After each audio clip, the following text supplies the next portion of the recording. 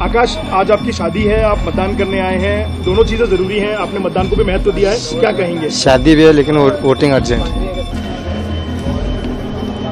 बहुत लंबा इंतजार करवाया सर। किन मुद्दों को लेकर सर आपकी यार मुद्दे हमेशा सही नहीं है, सबके हित में होते हैं हमेशा कि आप एक अच्छे कॉलेज बनवाएं, आप अच्छे हॉस्पिटल बनवाएं, स्पोर्ट्स भी होनी चाहिए, प्रोग्रेस होनी चाहिए, यही सब मुद्दे होते हैं और तो कोई नया मुद्दा है नहीं यहाँ पे। मैं सब लोगों से यही रिक्वेस्ट करूंगी कि एक बहुत इंपॉर्टेंट राइट है हमारा एज एन अवेयर सिटीजन, बाहर निकलिए, वोट करिए, because your vote is precious.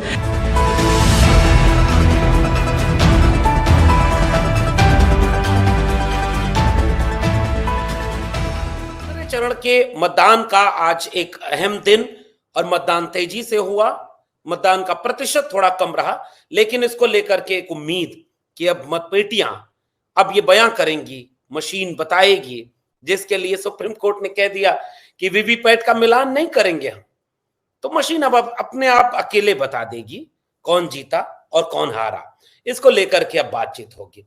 लेकिन दूसरे चरण का 2019 का अगर थोड़ा सा समीकरण समझें तो 2019 में 88 सीटें दूसरे चरण में थीं और इस 88 सीटों में से 52 सीटें बीजेपी के पास थीं, 52। कांग्रेस के पास केवल 18 सीटें थीं, जेडीयू के पास 4, शिवसेना के पास 4, जेडीएस के पास 1, 9 सीटें अन्य जैसे बसपा के पास थी और इस तरह के लोगों के पास थी। इस बार का समीकरण ठीक वैसे नहीं जा रहा है और बहुत सारे लोग इस बात का कयास लगा रहे हैं कि नहीं साहब, चीजें बदल रही हैं, भाषा बदल रही है, माननीय प्रधानमंत्री जी की भाषा में तल्खी बढ़ रही है, तेवर बदल रहे हैं और उस बदलाव की दिशा में जब जा रहे हैं तो वो ये दिखा रहा है कि अवसाद तनाव बढ़ता जा रहा है। इसलिए लगातार कभी आरक्षण, कभी हिंदू मुसलमान, प्रधानमंत्री जी उस दिशा में जा रहे हैं। तो अभी देखना दिलचस्प होगा कि अंतिम परिणाम क्या होगा। लेकिन आज हम बात करेंगे बिहार और उत्तर प्रदेश में दूसरे चरण में क्या स्थितियां हैं और इसको लेकर के 5 सीटें ऐसी हैं जिनमें बिहार में दूसरे चरण में आज वोट डाले गए, जिनमें से पहली सीट है किशनगंज, दूसरी सीट है कटिहार, फिर पूर्णिया, भागलपुर चौथी सीट और 5वीं बांका। शुक्रवार का दिन, आपको एक बात पता है, पता नहीं जानबूझकर या अनजाने में 8 चरण में से 4 चरण जुम्मे के दिन है। बाकी मैं कुछ कहूंगा नहीं, वरना कहीं आपको घुसपैठिए न समझ में आने लगे, इसलिए समझदार को इशारा काफी। तो आज भी जुम्मे का दिन था और आज के दिन यह वोटिंग हुई। किशनगंज, कटिहार, पूर्णिया, भागलपुर और बांका। थोड़ा बिहार पर बातचीत करते हैं, फिर आएंगे यूपी के उन 8 सीटों का ब्यौरा लेंगे कि इन दूसरे चरण की 8 सीटें किस करवट जाती दिख रही हैं। तो किशनगंज की लोकसभा सीट का अगर थोड़ा सा समीकरण समझें तो जो 2019 में किशनगंज सीट एकमात्र सीट थी बिहार की 40 में से, जो आज की तारीख के विपक्ष हैं यानी कांग्रेस पार्टी, आरजेडी, उनके खेमे में एक सीट गई 40 में से। आरजेडी तो शून्य थी, एकमात्र सीट जो कांग्रेस के पास थी वो किशनगंज सीट थी। कांग्रेस के मोहम्मद जावेद 3,67,017 वोट पाए थे और जेडीयू के उम्मीदवार सैयद मोहम्मद अशरफ को 3,32,551 वोट मिले थे। यहां दिलचस्प था, AIMIM उसके प्रत्याशी अख्तरुल इमाम इनको 2,95,029 वोट मिले थे, लगभग 3 लाख। कांग्रेस के प्रत्याशी 34,461 वोटों से जीत गए थे। ओवैसी ने खूब प्रचार किया था। 2024 में फिर से AIMIM की तरफ से अख्तरुल इमान प्रत्याशी हैं। कांग्रेस ने अपने सिटिंग MP मोहम्मद जावेद आजाद को फिर से प्रत्याशी बनाया है और जेडीयू से मुजाहिद आलम मैदान में। आज की तारीख में अगर इसका विश्लेषण करें तो किशनगंज वह इलाका है जहां लगभग कहा जाता है कि 62% के आसपास मुसलमान आबादी है किशनगंज में। 62%। इसलिए आप देखेंगे कि तीनों मुस्लिम कैंडिडेट हैं और खूब वोट मिलता है इन्हें। 62 से 64% मुसलमान आबादी है। बीजेपी वहां चुनाव नहीं लड़ती, जेडीयू को आगे कर देती है, क्योंकि बीजेपी को फिर मुस्लिम कैंडिडेट उतारना पड़ता, और बीजेपी के सिद्धांतों, उसूलों और राजनीति में यह गवारा नहीं है कि वो किसी घुसपैठिए कोट अनकोट कह रहा हूं, quote unquote dear prime minister को, उन्हें वो सीट पर टिकट पर चुनाव देते, लड़ने के लिए भेजते एक मुसलमान को। इसलिए जेडीयू चुनाव लड़ती है। मुजाहिद आलम जेडीयू की तरफ से यहां कैंडिडेट है, तो जेडीयू की तरफ से मुजाहिद आलम है। देखना दिलचस्प होगा कि किशनगंज की सीट, और याद है आपको 2020 का विधानसभा चुनाव, इसी किशनगंज इलाके में 5 सीटें एआईएमआईएम ने जीती थी, और उनमें से एक ही अख्तरुल ईमान थे। 4 फिर से आरजेडी में चले गए। इस बार फिर से अपने विधायक अख्तरुल ईमान को एआईएमआईएम ने किशनगंज से प्रत्याशी बनाया है। आज की तारीख में किशनगंज का समीकरण यह बनता है कि जो एआईएमआईएम है उसका एक बड़ा दखल है, वहां लोग उन्हें पसंद करते हैं, लोग उन्हें चाहते हैं। तो अभी यह कहना मुश्किल है कि एआईएमआईएम की वजह से यह सीट जेडीयू हार रहा है या जीत रहा है। कांग्रेस जीत रही है, कांग्रेस अपने सिटिंग सीट बचा ले जाएगी, लेकिन वहां के लोगों का आकलन ऐसा कहता है कि पूरे देश की मुस्लिम कम्युनिटी में एक मैसेज गया है कि भाई नहीं, यह जो चुनाव है ये लोकतंत्र को बचाने का चुनाव है। इसलिए एक तरफ से विपक्षी गठबंधन को, जैसे मुस्लिम यादव समीकरण वहां पर है, ईबीसी का एक बड़ा वोट बैंक जाएगा जेडीयू की तरफ, मुसलमान वोट डिवाइड होगा, तो इसमें कोई आश्चर्य नहीं, मुसलमान वोट पिछली बार भी डिवाइड हुआ था, इस बार भी डिवाइड होगा। यादव ठीक ठाक संख्या में, तकरीबन 3-3.5 लाख यादव है वहां पर, 11% किशनगंज की सीट पर यादव है, जो एक मुश्त कांग्रेस प्रत्याशी की तरफ जाएगा। मुस्लिम वोट में डिवाइड होगा। अगर यह डिवाइड पिछली बार की तरह हुआ तो उस डिवाइड में किशनगंज की सीट कांग्रेस के लिए थोड़ी मुश्किल में पड़ेगी, लेकिन अभी वहां के समीकरण ये बताते हैं एआईएमआईएम का उतना दखल नहीं है, और वहां पर अभी आज की तारीख में कांग्रेस के प्रत्याशी जीतते हुए नजर आ रहे हैं। दूसरी सीट है कटिहार। कटिहार में 2019 में जेडीयू और कांग्रेस के बीच सीधा मुकाबला हुआ था, और कट टू कट मुकाबले में जेडीयू के दुलारी लाल गोस्वामी 57,203 वोट से जीत गए थे, और कांग्रेस के प्रत्याशी तारिक अनवर को हराया था। इस बार फिर से इन्हीं दोनों प्रत्याशियों के बीच मुकाबला है। तारिक अनवर को 5,02,000 समथिंग वोट मिले थे, और दुलाल चंद गोस्वामी को लगभग 5,60,000 वोट मिले थे। इस बार का वहां का समीकरण यह बन गया है कि दुलाल चंद गोस्वामी के अपने लोकल समीकरण की वजह से वहां उनसे नाराजगी है। तारिक अनवर इलाके में यह भी कहते हुए पाए जा रहे हैं, पुराने नेता हैं, मतलब सोशलिस्ट लीडर हैं, और वो ये भी है कि उनका एक इमोशनल जुड़ाव, एक सहानुभूति लोगों से जुड़ रही है कि यार उनका आखिरी चुनाव है, और इसके तरह से वहां गठबंधन भी हुआ है, एक मजबूत गठबंधन आरजेडी, लेफ्ट पार्टियों का और कांग्रेस का। तो इस लिहाज से तारिक अनवर का पलड़ा भारी बताया जा रहा है, और कटिहार की सीट गठबंधन के खाते में जाती हुई दिख रही है। यानी किशनगंज और कटिहार आज की तारीख में लगभग दोनों तरफ से, किशनगंज में थोड़ा सा फाइट एआईएमआईएम के अख्तरुल ईमान की वजह से है, लेकिन फिर भी हम एज दे रहे हैं कि किशनगंज की सीट पर गठबंधन जीतेगा। कटिहार की सीट लगभग गठबंधन के खाते में जाना तय माना जा रहा है, लेकिन हाँ, अंतिम परिणाम 4 को ही आएगा, पर्चा हम नहीं बना रहे बाबा की तरह। तीसरी सीट है पूर्णिया का सीट फंसी हुई है। यह देखना दिलचस्प होगा कि पप्पू यादव, जो पहले आरजेडी में शामिल होना चाह रहे थे, नहीं हो पाए, टिकट नहीं मिला, फिर वो कांग्रेस में गए, कांग्रेस ने पूर्णिया की सीट पर प्रत्याशी बनाना सोचा रहा होगा, लेकिन वह सीट चली गई आरजेडी के खाते में, और आरजेडी की तरफ से वहां बीमा भारती, जो 5 बार के विधायक हैं और मजबूत नेता हैं, कद्दावर नेता हैं, अति पिछड़ी समुदाय से आती हैं, बीमा भारती को प्रत्याशी बनाया गया है, जो एक बहुत मजबूत कैंडिडेट है और आरजेडी की तरफ है। तो आरजेडी के खाते में सीट जाने से नाराज पप्पू यादव पूर्णिया में अकेले चुनाव लड़ने उतर गए। वो निर्दलीय प्रत्याशी के रूप में सड़क पर है। पप्पू यादव, जिनकी छवि बहुत विवादित भी रही है और बहुत लोकप्रिय भी रही है। पप्पू यादव कभी पटना के बाढ़ में काम करते पाए जाते हैं, तो कभी मरीजों का इलाज करते। मैं उनके दिल्ली वाले आवास में गया हूं, इसलिए इन सारी बातों को तो लेकर मैं भी कहूंगा कि नहीं, एक दिलदार आदमी, बड़ा आदमी, लेकिन एक विवादित चेहरा भी।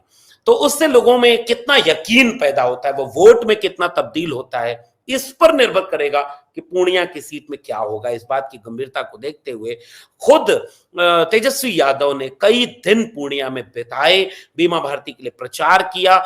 जेडीयू ने संतोष कुमार कुशवाहा को फिर से टिकट दिया है, जिन्होंने 6,32,924 वोट पाए थे, और कांग्रेस के उदय सिंह को 2,63,000 जो वोट से हराया था। इस बार उस बार 65% वोटिंग हुई थी पूर्णिया में। 24 में फिर से संतोष कुमार कुशवाहा हैं, लेकिन उनके सामने बहुत मजबूत कैंडिडेट के रूप में बीमा भारती हैं। तो बीमा भारती की जीत इस बात पर निर्भर करेगी कि पूर्णिया में पप्पू यादव को कितना वोट मिलता है, कितना समर्थन मिल पाता है। इसलिए मैं भी पूर्णिया के सीट को थोड़ा सा फंसी हुई सीट मानूंगा, और इसलिए उसको अभी छोड़ देते हैं। कांटे की टक्कर आप कह सकते हैं, त्रिकोणीय टक्कर हो सकता है। मेरा मानना है कि पप्पू यादव को बहुत ज्यादा वोट नहीं मिल पाएगा और सीधे बीमा भारती और संतोष कुशवाहा में बंटवारा होगा। बीमा भारती का पलड़ा इसलिए भारी माना जा रहा है क्योंकि बीमा भारती के पास मुस्लिम वोट, यादव वोट, अति पिछड़े समुदाय का वोट, महिला होने का एज और एक कद्दावर नेता होने का, 5 बार की विधायक होने का फायदा, ये पांचों चीजें एक साथ जुड़ रही हैं, जो एक गंभीर चुनौती में मैं एज देख रहा हूं बीमा भारती को यहाँ के सीट पर, पूर्णिया की सीट पर। अगली सीट है भागलपुर। भागलपुर पर भी आज वोट डाले गए। 2019 में भागलपुर की सीट को जेडीयू के अजय कुमार मंडल ने जीत दर्ज किया था। अजय कुमार मंडल को 6,18,254 वोट मिले थे। उन्होंने आरजेडी के शैलेश कुमार को हराया था, जिन्हें 3,40,000 वोट मिले थे, और हार का अंतर 2,77,000 था। 2024 में जेडीयू ने फिर से अजय कुमार मंडल को प्रत्याशी बनाया है। वहीं भागलपुर से कांग्रेस के अजीत शर्मा चुनाव लड़ रहे हैं, और अजीत शर्मा अच्छा चुनाव लड़ रहे हैं।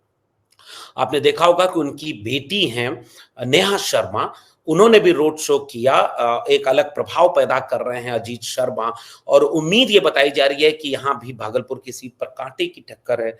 और अगर सब कुछ ठीक रहा, एक एंटी इनकम्बेंसी वहां के लोगों से ही हुई है, अगर सब कुछ ठीक रहा तो यह सीट भी भागलपुर की सीट विपक्षी गठबंधन यानी इंडिया अलायंस के खाते में जाने के उम्मीद और का कयास जाता है। बाका आखिरी जिला है जहां आज वोटिंग डाली गई बिहार की। 2019 में गिरधारी यादव ने जीत दर्ज की थी और उन्हें 4,77,000 कुछ वोट मिले थे। आरजेडी के जयप्रकाश नारायण यादव हार गए थे चुनाव, 2,77,000 ही वोट मिले और लगभग 2 लाख से वोटों से हार गए। 24 में फिर से ये दोनों लोग आमने सामने हैं, लेकिन अभी इस बात का पूरा दावा नहीं किया जा सकता है कि इनमें से जयप्रकाश नारायण यादव कितना भारी हैं। कांटे की टक्कर बताई जा रही है। बिहार के पूरे समीकरण में एक चीज जोड़ दूं जो बहुत जरूरी है, जिसको समझना जरूरी है कि 2019 के चुनाव में जेडीयू और बीजेपी दोनों एक साथ मिलकर चुनाव लड़े थे। नीतीश कुमार तब एक कद्दावर नेता हुआ करते थे, अब भी हैं, लेकिन अब उनके अपने समुदाय का पूरा इंटैक्ट रहे वोट, अब ऐसी परिस्थितियां नहीं है। बिहार में आरजेडी ने जिस तरह से नौकरी के सवाल को अहम बना दिया है, तेजस्वी ने अपनी छवि को जैसे नए रूप में गढ़ा है और बार बार पलटने से नीतीश कुमार की छवि को जो नुकसान हुआ है, इससे लगभग अति पिछड़े समुदाय के 10% वोटरों को आप देखेंगे इधर से उधर होते हुए। इसलिए इन 5 सीटों से, बिहार की 5 सीटों में से लगभग 4 सीटों पर सीधे एज इंडिया गठबंधन के खाते में दिख रहा है। अगर बात करें उत्तर प्रदेश की, तो उत्तर प्रदेश के 8 सीटें हैं, 8 में से 7 सीटें बीजेपी के खाते में गई थी। अमरोहा, जहां से कुंवर दानिश अली बसपा के टिकट पर चुनाव जीत गए थे और कुंवर दानिश अली इस बार फिर से अमरोहा में सामने खड़े हुए हैं। उनके सामने बीजेपी की तरफ से कुंवर सिंह तंवर हैं। दानिश अली इस बार कांग्रेस के टिकट पर चुनाव लड़ रहे हैं और माना यह जा रहा है कि वहां इस बार अभी साफ कह पाना कि दानिश अली जीत ही जाएंगे थोड़ा मुश्किल है, लेकिन कांटे की टक्कर अमरोहा में बताई जा रही है। दूसरी सीट अगर हम बात करें तो दूसरी सीट है मेरठ। मैं उन 3 सीटों का अब नाम लेने जा रहा हूं, उत्तर प्रदेश के, पश्चिमी उत्तर प्रदेश के, जिन 3 सीटों पर आज की तारीख में इंडिया गठबंधन मजबूती से चुनाव लड़ रहा है और जीतने की स्थिति में है, जिसमें से पहली सीट है मेरठ। मेरठ में सुनीता वर्मा प्रधान, वो समाजवादी पार्टी के टिकट पर इंडिया गठबंधन की तरफ से चुनाव लड़ रही है और ये वही मेरठ है जहां पहली रैली प्रधानमंत्री नरेंद्र मोदी ने शुक्रिया, बधाई, धन्यवाद चौधरी चरण सिंह कहते हुए की थी। अपने चुनावी प्रचार का आगाज किया था मेरठ से और उन्होंने प्रत्याशी बनाया है अरुण गोविल को। आपको याद है राम का चरित्र निभाया था रामायण में अरुण गोविल ने, उसी अरुण गोविल को उन्होंने प्रत्याशी बनाया है। और अरुण गोविल, इतना इंटरव्यू उनका वायरल हो चुका है, जब जब उनसे प्रत्याशी कोई पत्रकार पूछ रहे हैं कि अरुण जी क्या है मेरठ की समस्या, तो कहे पहले चुनाव लड़ लूं, जीत जाऊंगा तब समस्या पे विचार करूंगा। कम से कम दसियों बार अरुण गोविल ये बात कहते पाए गए हैं। और यह सवाल गंभीर बन चुका है, बाहरी का सवाल। जब बात हुई कि राम आए हैं, राम वोट मांगने आए हैं, राम चुनाव लड़ रहे हैं, आप राम को नाराज तो नहीं करेंगे। चुनाव आयोग बड़ा खुश हो जाता है, कई बार भगवान की बात है, उस पर कोई नोटिस नहीं दी जाती। आप राम के नाम पर वोट मांगिए, आप राम बनकर घूम जाइए, राम की तस्वीर लेकर रैली में, चुनावी रैली में उतर जाइए। लेकिन चूंकि अच्छे दिन हैं तो चुनाव आयोग ऐसा कोई जहमत नहीं उठाता, आराम से सो रहा है। लेकिन मेरठ की सीट पर यह बाहरी बनाम भीतरी का एक अच्छा समीकरण बन गया है। अरुण गोविल के आज की तारीख में हालत बहुत खस्ता है और जो प्रत्याशी हैं सुनीता वर्मा, असल में वो मेरठ के मेयर रह चुकी हैं। और याद रखिएगा वो मेयर तब थी जब बीजेपी वहां से बहुत मजबूत, पुख्ता तरीके से बहुत मजबूत रही सुनीता वर्मा दलित समाज से आती हैं और ये समाजवादी पार्टी का एक अप्रत्याशित राजनीति है जिस पर बात नहीं होती, क्योंकि आपको समाजवादी पार्टी पर बात करनी है तो केवल परिवारवाद और नकारात्मक चीजें होती हैं। जो सकारात्मक और राजनीति में बदलाव लाने की शुरुआत होती है उस पर बात कम होती है, मीडिया इसको तवज्जो नहीं देती। मेरठ वो सीट है जो सामान्य सीट है, भले उस पर 2 बार टिकट बदला गया, एक बार भानु प्रताप सिंह को दिया गया, फिर अतुल प्रधान को दिया गया, लेकिन तीसरी बार सुनीता वर्मा को दिया गया। सामान्य सीट पर एक दलित कैंडिडेट चुनाव मैदान में, और वो दलित कैंडिडेट जो बीजेपी के दबंगई के सामने भी, बीजेपी के मजबूती के सामने भी मेयर रही हैं, लंबे समय के राजनीति का अनुभव है। उनके पति योगेश वर्मा कद्दावर नेता माने जाते हैं और उससे ज्यादा वो अम्बेडकराइट हैं, एक ऐसे दलित जो आज की तारीख में आंख डाल करके लड़ना जानता है और वो बाबा साहब डॉक्टर भीमराव अम्बेडकर के संविधान को आगे रख करके लड़ रहा है। तो यह समीकरण ऐसा बन रहा है कि मेरठ की सीट आज की तारीख में मैं अपने विश्लेषण के आधार पर उसे इंडिया गठबंधन के खाते में जाती हुई देख रहा हूं। अमरोहा के लिए मैंने बताया कि मामला भी 50-50 है। दानिश अली अच्छा टक्कर दे रहे हैं, लेकिन अभी वहां कुछ कहना मुश्किल है। दूसरी सीट है अलीगढ़, जिस पर मैं बात करना चाहूंगा। सतीश कुमार गौतम है, बीजेपी के सिटिंग एमपी हैं, लेकिन उनके खिलाफ घोर एंटी इनकम्बेंसी है। उनके सामने विजेंद्र सिंह है जो समाजवादी पार्टी के टिकट पर चुनाव लड़ रहे हैं। और आज की तारीख में अलीगढ़ की सीट पर समाजवादी पार्टी के कैंडिडेट का एज है वो कांटे की टक्कर में आगे निकलते हुए दिख रहे हैं, क्योंकि सतीश गौतम को लेकर के बड़ी गहरी नाराजगी अलीगढ़ के वोटरों में रही है। कई तरह के विवादित बयान उनके रहे हैं, कई तरह की चीजों में उनको लेकर के आपत्तियां रही हैं, लोग उनसे शिकायत और बहुत तरह की चीजें करते रहे। मेरठ की बात करें तो 6 लाख मुस्लिम वोट है मेरठ में और दलित वोट 3 लाख है, और बाकी सारे वोट बराबर की संख्या में वैश्य, ब्राह्मण, जाट, गुज्जर, त्यागी, ठाकुर, सैनी, कश्यप, ये सारे मेरठ के सीटों के समीकरण हैं। वैसे अलीगढ़ की सीटों में भी एक अच्छी खासी आबादी मुसलमान वोटर की है जो इस बार विजेंद्र सिंह को मिल रही है। अगर जैसे सुनीता वर्मा मेरठ की सीट पर दलित समुदाय का अच्छा खासा वोट, चूंकि बसपा भी लड़ रही है, बसपा भी अलीगढ़ में प्रचार कर चुकी हैं, बहन जी भी गई थी, आकाश आनंद भी गए थे और बड़ा सख्त तेवर में आकाश आनंद आजकल भाषण दे रहे हैं, तो उसका प्रभाव पड़ता है। लेकिन मेरा मानना है कि जो दलित समुदाय का संविधान बचाने वाला समीकरण है वो एक तरफा तो नहीं जाएगा, उसमें डिवाइड होगा। और अगर सुनीता वर्मा अपने आधे वोट भी ले आती है और मुस्लिम समुदाय का ठीक ठाक वोट उन्हें मिलेगा तो इससे वो मेरठ की सीट जीत रही है। ऐसे ही अलीगढ़ की सीट पर विजेंद्र सिंह बहुत मजबूत बताए जा रहे हैं अगर वो अपने समुदाय का वोट लेने हैं। तो मैं अलीगढ़ की सीट को भी इंडिया गठबंधन यानी समाजवादी पार्टी के खाते में मानता हूं। तीसरी सीट है मतलब अमरोहा, मथुरा अमरोहा, मेरठ और अलीगढ़, ये तीनों सीटें आज की तारीख में मेरा मानना है कि वो इनके साथ जा रही है। मथुरा में फिर से हेमा मालिनी है और मथुरा में मुकेश धनकर जो कांग्रेस से चुनाव लड़ रहे हैं, वहां भी वो अच्छी खासी टक्कर दे रहे हैं। कहना मुश्किल है कि वो खाते में किसके जाएगी आज की तारीख में, वहां 50-50 का आंकड़ा है, क्योंकि लोग हेमा मालिनी को कम से कम प्रत्याशी के तौर पर थोड़ा सवाल उठाते हैं, तो देख ही रहे हैं। बागपत की सीट की बात करें तो राजकुमार सांगवान आरएलडी के चुनाव निशान पर सामने है। अमरपाल शर्मा जो समाजवादी पार्टी के टिकट पर चुनाव लड़ रहे हैं। आरएलडी के मतदाताओं और कार्यकर्ताओं के बीच एक मतभेद है। वहां ये चीजें चल रही हैं कि पश्चिमी उत्तर प्रदेश में आरएलडी उस तरह से सक्रिय नहीं रही जिसका उम्मीद बीजेपी को थी, क्योंकि आरएलडी को जितनी उम्मीद बीजेपी से थी कि वो जितनी मदद करेगी, गाड़ियां मुहैया कराएगी, आरएलडी के नेताओं के बयान आने लगे कि उनको कोई गाड़ी नहीं दी जा रही है, वो प्रचार करने कैसे जाएं, संसाधन नहीं मिल रहा है। और आरएलडी के कार्यकर्ताओं में नाराजगी कि कल तक जिनके खिलाफ लड़ते रहे 10-15 साल से, उनके पक्ष में वोट मांगने जा रहे हैं, तो उतना उत्साह नहीं देखने को मिल रहा है। तो इसलिए बागपत की सीट पर भी मामला 50-50 बना हुआ है। तो अमरोहा, मेरठ, अलीगढ़ और ये सीटें तीन तो लगभग उधर जा रही हैं, बागपत पे फाइट है।